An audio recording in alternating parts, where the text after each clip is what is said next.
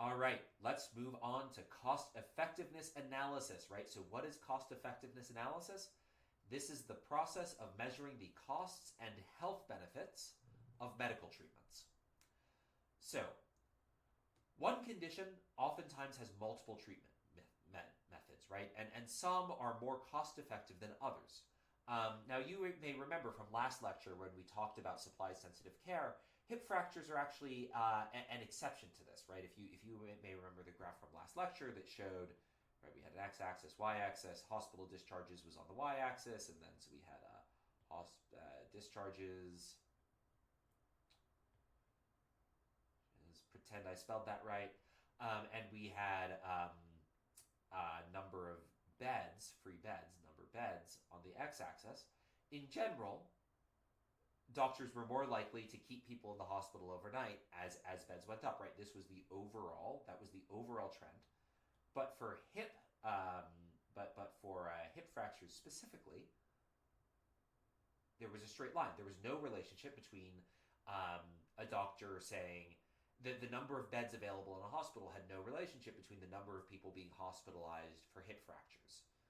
So, right, in general, right, so when physicians had discretion over what treatment to use, the more hospital beds were available, the more likely they were to order people to stay in the hospital.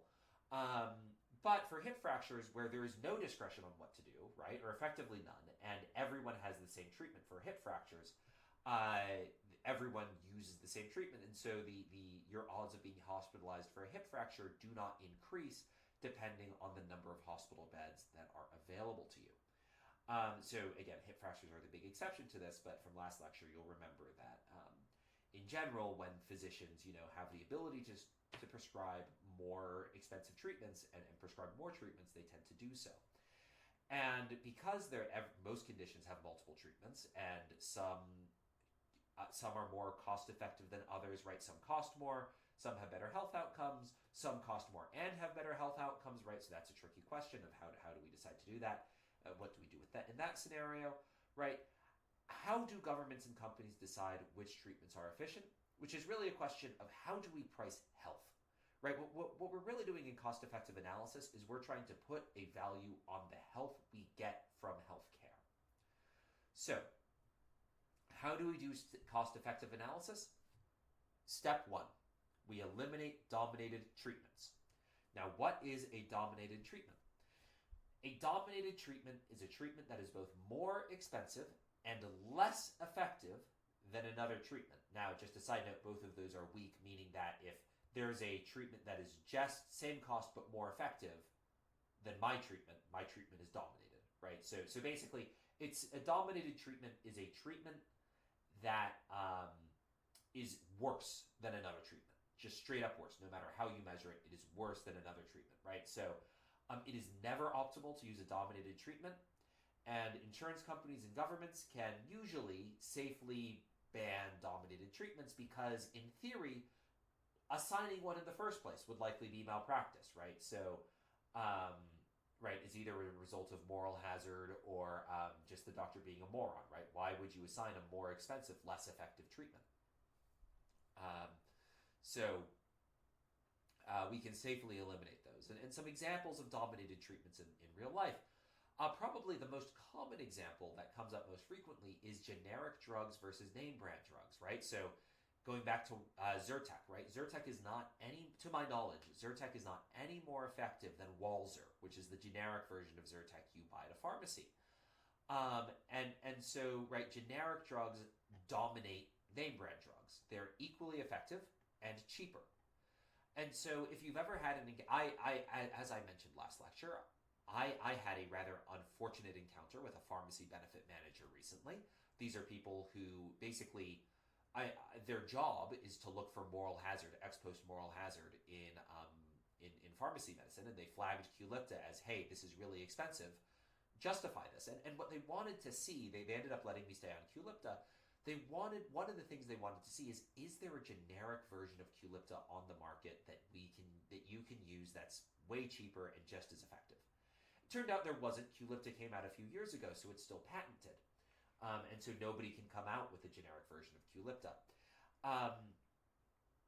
But the most common, again, generic drugs are the most common examples that you'll probably encounter in everyday life of a dominated treatment, where a generic drug will dominate the name brand drug because they're equally effective, right? They use the same compounds, but the generic drug is more expensive. Or sorry, the generic drug is cheaper than the name brand drug, and so the name brand drug is dominated by the generic drug. Now, another example would be if you were to go back to ancient Mesopotamia and you went to the doctor with a headache, they may very well drill a hole in your head because that was the best treatment they had for fixing a migraine, right? So another example, which is this is more, it's a tongue in cheek, but it's good. It paints a good picture. Excedrin dominates drilling a hole in your skull, right? Drilling a hole in your skull, not going to work, first of all. Secondly, tons of side effects, right? Unintended side effects of getting a hole drilled in your skull. Even if it did work, you would still have all sorts of risks of infection and all sorts of nonsense, right? You're more vulnerable to random, like, stone throwing attacks, right? Or tripping and falling down, stairs, or somebody's building a mud pyramid and drops a brick on your head, right? You have less protection against that sort of random harm. And drilling a hole in your skull, that is a delicate operation. You need real skilled labor to pull off skull drilling properly, right? So let's be clear. The people who were drilling skulls in holes, and this is actually, like, there weren't idiots, and they had to be good at what they did to not kill you, right? So you would have had to pay a skull driller a handsome, price. That would have been a lot of money, right? Or a lot of capital, right? That is an expensive procedure to get a hole drilled in your skull. That is not effective and has very high costs and very tons of side effects, right? Excedrin is cheap. You can buy it in bulk, right? It works, right? So Excedrin dominates getting a hole drilled in your skull as a migraine treatment, which is why we no longer drill holes in people's skulls when they have a migraine, right? So those are examples of dominated treatments. So after you've eliminated dominated treatments, that was the easy part, right? Anyone who's thinking carefully about this is like, yes, we're not going to drill a hole in your skull. We'll give you Excedrin, right? Yes, the generic drug is cheaper than the name brand drug, so we'll assign you the generic drug, assuming that there's no moral hazard at play, or I don't, right? It may be like sometimes I'll pay a few cents extra per Advil pill, for instance, just because I know I'm not going to get screwed by Advil. Right, like that's a name I can trust, but at that point I'm buying trust, right? In terms of the actual treatment, Advil is dominated. I may pay extra for Advil because I trust the brand, but in principle, right, if I had perfect information about both treatments, I would not pay any more for Advil than I would for generic ibuprofen, right? For instance, I don't pay more for Advil than I do for CVS ibuprofen, right? That's just ridiculous. Both of those companies are going. The company that makes Advil and CVS are both going to produce good ibuprofen, right? If I were at some random 7-Eleven driving up to the Northeast and I stop at some like random bodega or like shady store and they have Advil and Chuck's ibuprofen, right? I might take the Advil, right? Shady Chuck's ibuprofen, right? I'll take the Advil over Shady Chuck's ibuprofen, but against another brand that I trust, like CVS or Walgreens, Advil can't charge me any more than CVS or Walgreens brand could for ibuprofen. So after we've eliminated dominated treatments, we start doing we get to the fun part. We get to the interesting part, which is we calculate the incremental cost effectiveness ratio, or the ICR. So let's say A and B are medical treatments for the same condition, right? Let's say we're looking at Excedrin and QALY as treatments for migraines.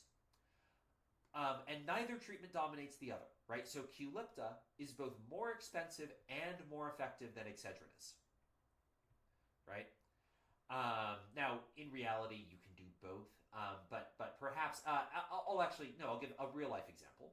Still migraines. We'll do propranolol for migraine treatment versus QALY for migraine treatment. So for me, propranolol worked. It was effective, and it was cheap. Right, QALY costs $1,400 a month. Propranolol costs $20 per month. Right, propranolol is a medication that's been on the market for a really long time. but QALYPTA is way more effective. So how do we price the health benefit I get from taking QALYPTA over propranolol, right? So in the formula we show for the incremental cost effectiveness ratio, or the ICER, there should be an E here, ICER, there is,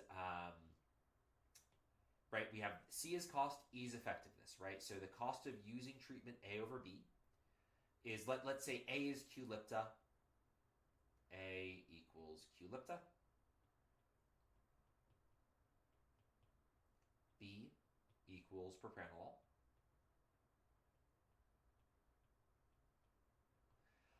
Right, so we take the cost of QALYPTA minus the cost of propranolol, which would be, that's going to be $1,400 a month, minus $20 a month, right? And then we do the effectiveness and then we divide that by the effectiveness of QALYPTA minus the effectiveness of propranolol. So let's say QALYPTA prevents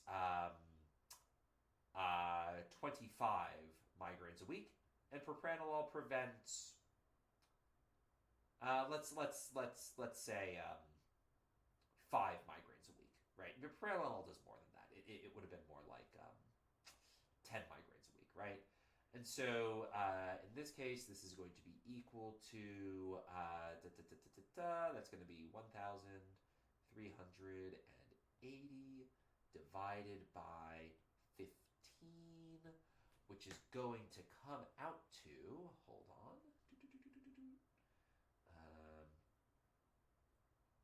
1,380 divided by 15. That's going to come out to $92 a migraine.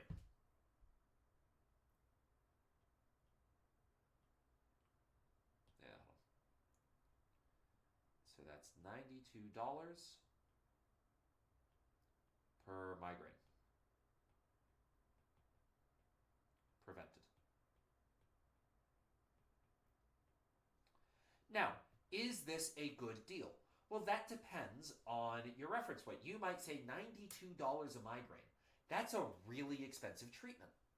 However, consider this. If I go to the hospital to get a migraine treated, that's $10,000, right? And the spot treatment I take for migraines, a thing called rizatriptan, right? That is cheaper per month than QALYPTA, but I take much less of it, right? So rizatriptan is actually cheaper than QALYPTA is, even though I'm only taking it every time I have a migraine because QALYPTA is so expensive.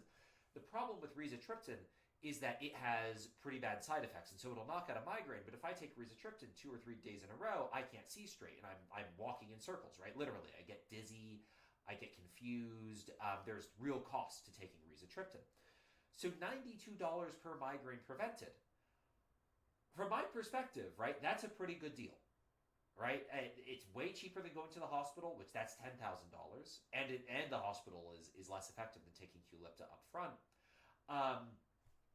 And so, right, this is the incremental cost effectiveness ratio of QALYPTA over propranolol for my migraines. So let's do a few more examples, right? So let's do one with HIV screening. So let's say there are 2 clinics, and one clinic tests everybody for HIV, and the other clinic only, there are certain populations that are more likely to have HIV, right? The classic example of this, though I don't think it's true anymore, don't quote me on this, is gay men, right?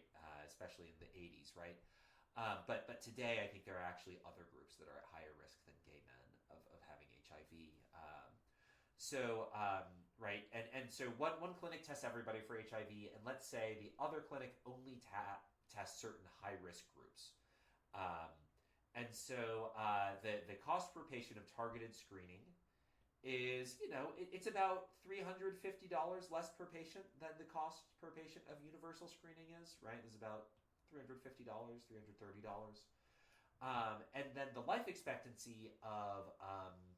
and again, there's a small but significant difference in the average life expectancy of people who go to the universal screening clinic over the targeted screening clinic, right? And let's suppose the clinics are otherwise identical, right? So the difference in life expectancy we can definitely say is in the difference between the effectiveness of the targeted and the universal screenings, right? Now why might a universal screening be more effective?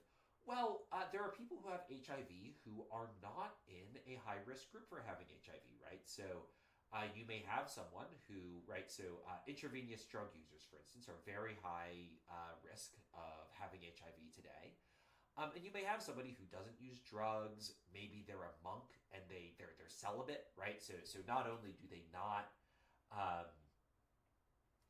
they don't do drugs, and they're not having any sex with anyone, right? So the chances they get HIV are really low. But every so often, you have a monk who it gets cut, and is maybe they're working with someone and accidentally slips and falls, and somebody helps him up, and some blood mingles from a cut, and just through random chance, the monk gets HIV through blood to blood contact, right?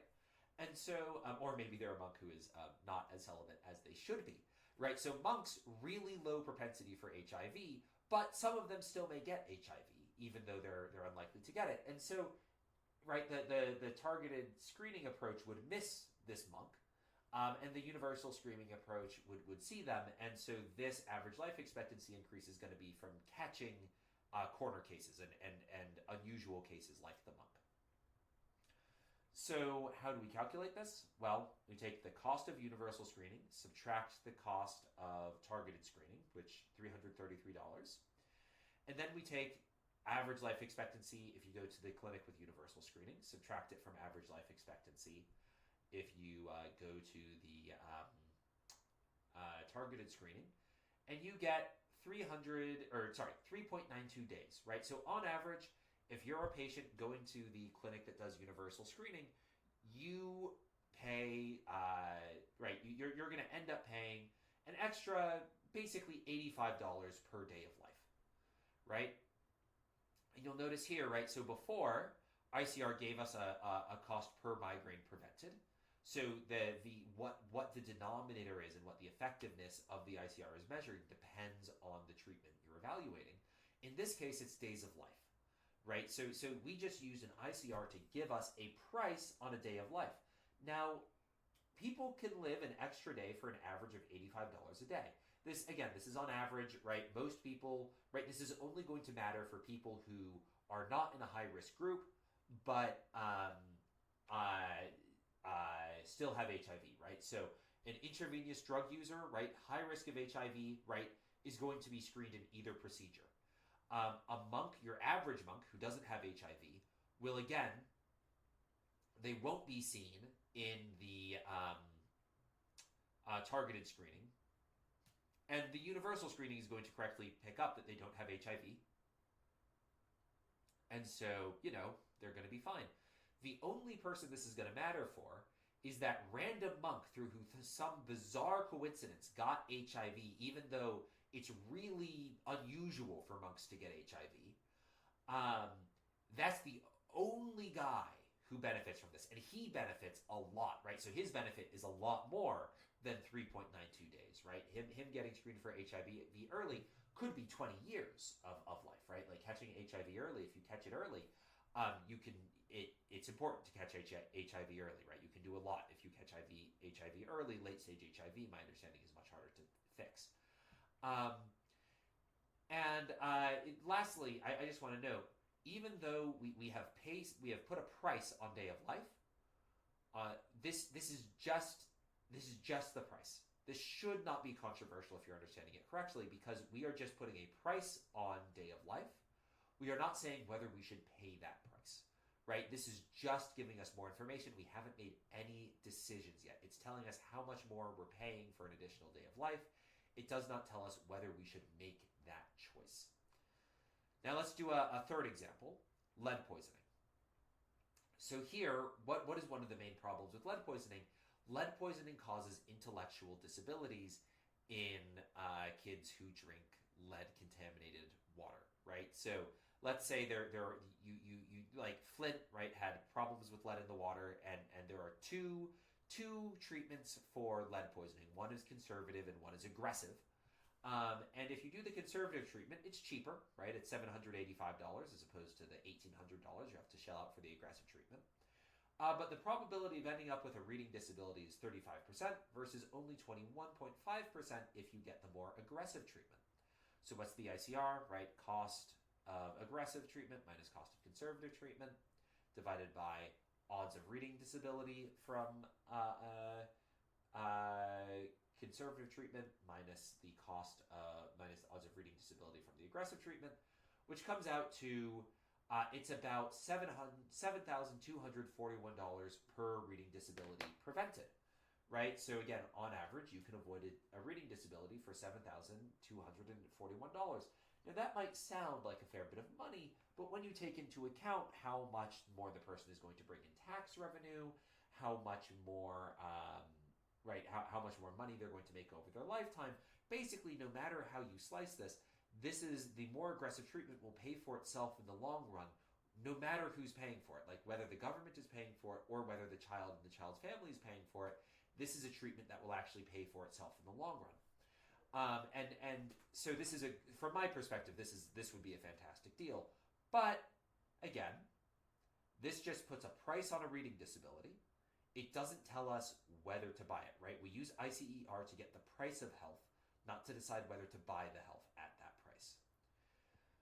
So you may say, Liam, this ICER formula, it's not that complicated, but that's a lot of work, right? I gotta have to, like, any treatment that's not dominated, right? I agree we can get rid of the dominated treatments by it right away, but why don't we just find the most efficient treatment, right? Find the treatment that's most cost effective, right? Just take the cost of the treatment, divide it by the effectiveness of the treatment, and then just choose the treatment with the highest level of efficiency, right? That's the average cost effectiveness ratio. That's the cost of a treatment divided by its effectiveness. And it's just a measure of the efficiency of a treatment. So why not just choose the most efficient treatment? Why go through the problem of doing every single comparison of why do the ICER for every two, right? Because we gave examples of 2 treatments, but if you have 3 treatments, what you have to do is you have to do the ICER comparing every single each treatment to every other treatment. And once you get up to 4 treatments, right, you're doing pairwise comparisons of every treatment to every other treatment. That's going to be a lot of work really quickly. So why not just, instead of comparing them, just calculate the average cost effectiveness ratio and choose the most efficient treatment? Why bother with the ICER? Now let me ask you this. What if the most efficient treatment is really cheap but has a really small impact, right? So to go back to migraines as an example, the most efficient treatment for a migraine is likely Excedrin. That said, even with migraines can punch through Excedrin, right? And you can still have a crippling migraine or a crippling spell of migraines that lasts days, weeks, or months, that Excedrin can, help with, but you can still be crippling, right? You can still, you can be in less pain, but still in enough pain, you can't do anything else, right? Like you still need to be in a dark room with the lights off and no noise. It's just that you are in less pain now that you've done that, right? So in that case, right, Qulipta may be less efficient than Excedrin, right? It almost certainly is, right? Qulipta is almost certainly less efficient than Excedrin or propranolol, right? It's way less efficient than both of those. But it can still be worth buying, even though it's less efficient, right? And right, so we calculated the ICER between Qulipta and propranolol, and we said, hey, so if you take Qulipta, that means you value preventing a migraine at $92 a migraine prevented, which I do. I value a migraine at least that much, right? Preventing a migraine at least that much, right? Migraines are incredibly painful. I would pay $90 to avoid a migraine. The ACER just tells you which treatment is more cost effective, is more cost efficient, right? And so, yeah, propranolol is more cost efficient than Qulipta is, right? But the price of health on the price of avoiding a migraine, which is what the ICER gives me, is actually what I should be looking at, not just how efficient is this. I want to look at, am I willing to pay the price to prevent an additional migraine, not what is the average price of migraine I'm preventing. And by how much I'm willing to pay for an additional migraine, Qulipta is the treatment I personally would choose over propranolol, even though propranolol is more cost efficient than Qulipta is.